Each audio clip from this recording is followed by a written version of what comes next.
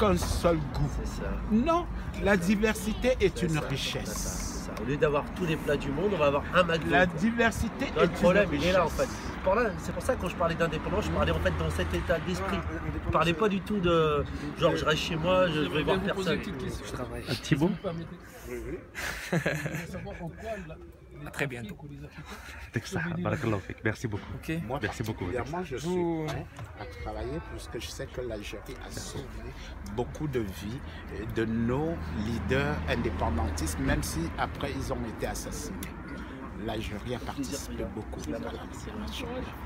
Donc je suis prêt, quel que soit le problème algérien, ça me touche profondément. Voilà pourquoi je me suis arrêté auprès de vous. Ça, c'est l'histoire.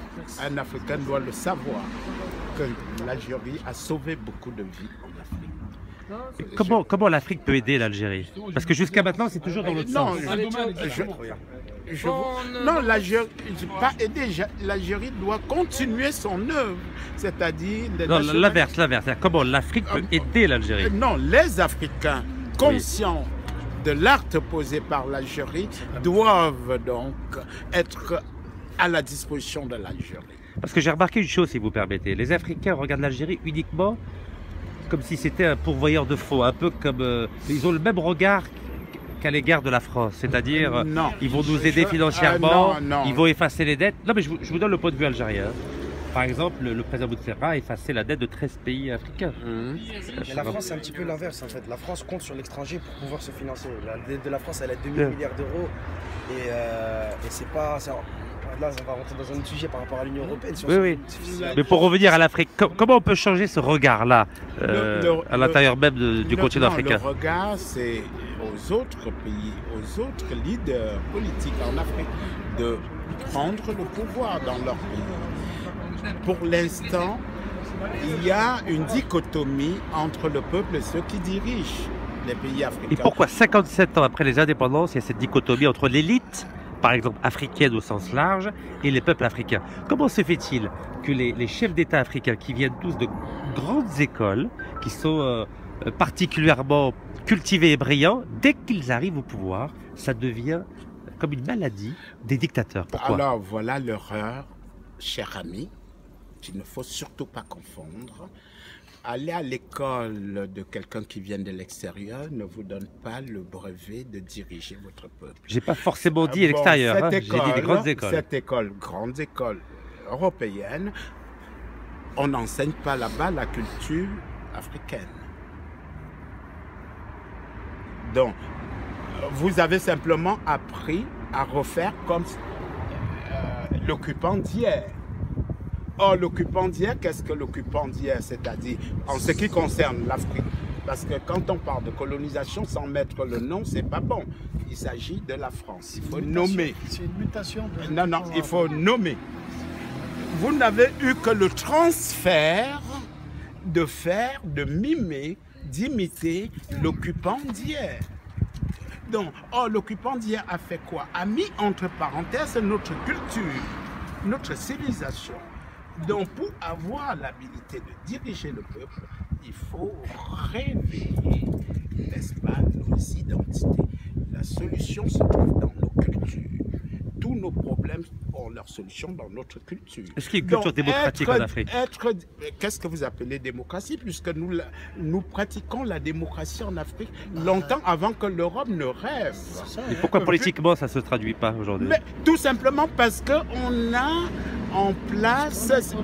Non, parce qu'on a en place les remplaçants des occupants d'hier, ce qui n'ont rien à voir avec la culture. Donc vous êtes en train de nous dire que les indépendances sont fausses, elles sont factices. Non, c'est-à-dire que là, on a mis en place, ce qu'on a mis en place ne sont que les remplaçants, ce sont les élèves des maîtres d'hier. Avec un drapeau, factice. Ce n'est pas parce qu'on a un drapeau, il faut les voir comme le colon qui était là hier, c'est-à-dire nous concernant, nous qui parlons le français, qui est d'ailleurs même une langue que j'ai conquise. Je n'ai jamais vu un Français m'enseigner cette langue. C'est une langue que j'ai conquise de moi-même. Le français chez moi... Le butin, comme dirait l'écrivain algérien Kateb Yassine. Et m'a enseigné le faux français. il m'a enseigné que des bouts de mots. C'est une langue que j'ai conquise, donc c'est mon butin de guerre. Même si je l'utilise aujourd'hui en revendiquant que c'est une langue que j'ai conquise.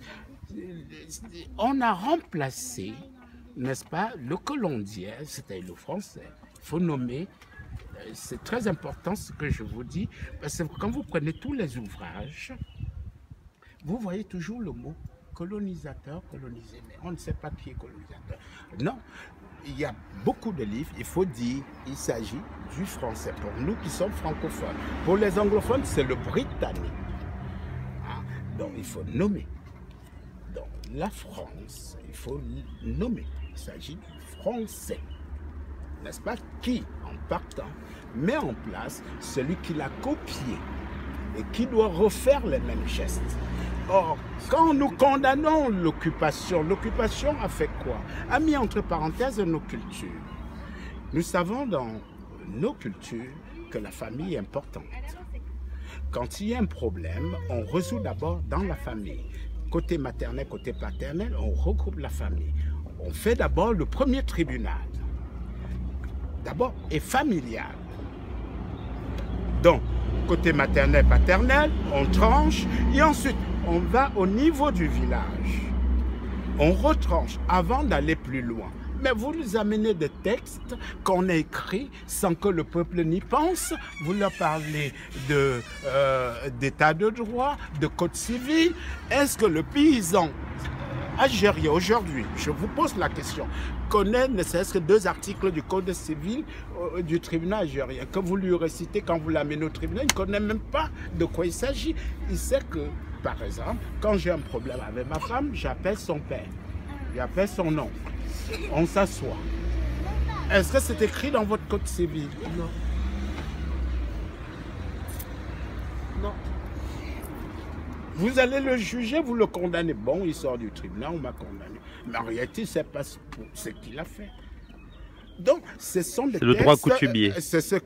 Ah oui, vous avez mis dessus droit coutumier. Non, nous interprétons dans la collection de l'encyclopédie que je dirige, qui est l'encyclopédie africana, que Kroma avait initiée. Nous l'appelons droit constitutionnel, puisque c'est ça qui constitue nos États. N'est-ce pas? On ne peut pas juger un peuple avec une loi dont il ignore, n'est-ce pas, l'essence. Donc ce droit dit coutumier est inadmissible de mettre dans ce qui a toujours constitué ma société un mot péjoratif. Non, c'est ce droit importé. Le citoyen ne s'y retrouve pas. Vous lui dites l'article 1 vous a condamné. Ah bon, d'accord. Il ne sait pas. Donc, vous avez violé son état d'être. C'est un mouvement qui va durer, qui va prendre du temps. Maintenant, on le voit, l'Europe est en décadence. 50 ans, 60 ans dans l'histoire d'un peuple, ce n'est pas beaucoup. Mais ça paraît pour nous, génération actuelle, comme beaucoup. Le mouvement inverse est en marche. C'est-à-dire, mais qui peut être accéléré si nous retournons à l'identité. C'est-à-dire, si nous résolvons le problème en disant qu'est-ce que mes ancêtres ont fait pour vivre et pour survivre. En tentant de répondre à cette question, qui est la démarche heuristique au niveau de l'histoire, nous allons nous en sortir. Et comment on va mettre fin à ces élites africaines factices qui sont dans une logique mimétique? Alors, le mimétisme en soi, justement, c'est le problème. Le mimétisme a fait d'un certain nombre d'Africains des êtres que j'appelle hybrides. Le mot mutant, j'aime pas beaucoup. Je vous le dirai pourquoi. Des êtres hybrides. C'est-à-dire, en réalité, ils ne sont ni africains, ni européens, ils sont perdus. Alors, la seule démarche, c'est la définition que je viens de vous donner de l'histoire, qui est une définition de Fabien Ewane Kangé. C'est-à-dire, il résume, c'est un professeur d'histoire au Cameroun, il a presque 84 ans. Alors, au sommet de son âge, il a résumé l'histoire simplement par ce que mes ancêtres ont fait pour vivre et survivre. C'est-à-dire, moi le jeune, faire de l'histoire, c'est chercher ce que mes ancêtres ont fait pour vivre et survivre. Et je trouve cette définition assez importante pour ce que nous prétendons être nos élites. Ce qu'on appelle élite, c'est par rapport à l'école du dominateur, du conquérant, du conquistador. Ça, non. Être élite, il va falloir redéfinir, c'est par rapport à nos références culturelles, identitaires. Tel que mon grand-père a résolu les problèmes, c'est là que je dois prendre le savoir pour maintenant l'innover, le réinterpréter pour résoudre les problèmes qui se posent à moi aujourd'hui. Il ne faut pas appeler ceux qui ont été diplômés, les diplômés de l'école du dominateur hier, n'ont aucun chapitre pour s'autoproclamer élite. Et pour résoudre le problème du coup, comme disait Rachid, c'est quoi à votre avis qu'il faut faire là? Moi, à part justement des gens comme nous aujourd'hui, se voir de temps en temps pour essayer de se poser des vraies questions, pour essayer de trouver des vraies solutions. Donc à part cette idée de poser les vrais, pour avoir des vraies solutions, comme disait Rachid, quelle est la solution?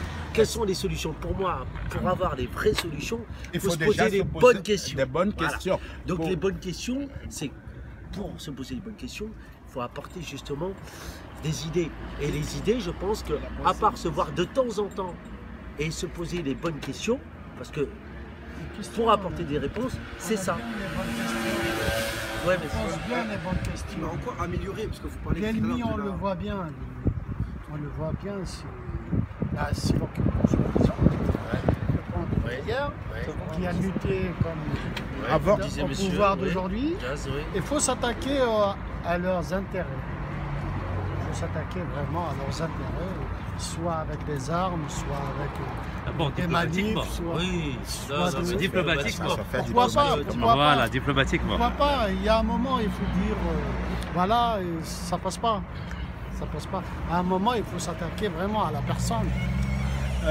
Il a une usine. Pas la personne. Le jour d'aujourd'hui, c'est qui? C'est carrément la personne.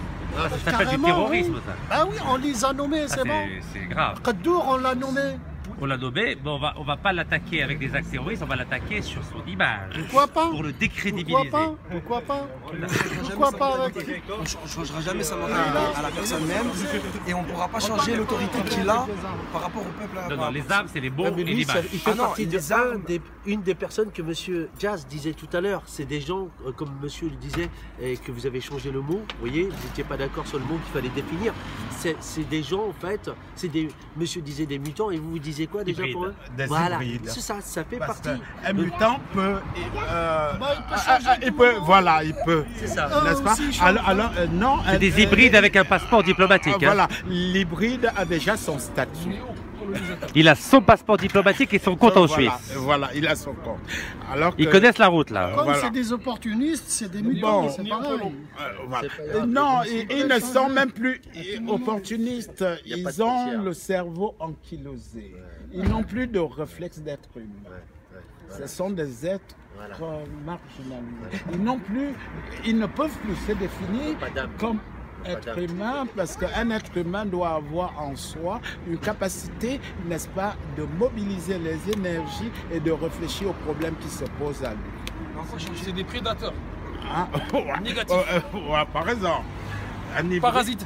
Un hybride, voilà, Ouais. on peut... Parce qu'un mutant, vous voyez, ça mute.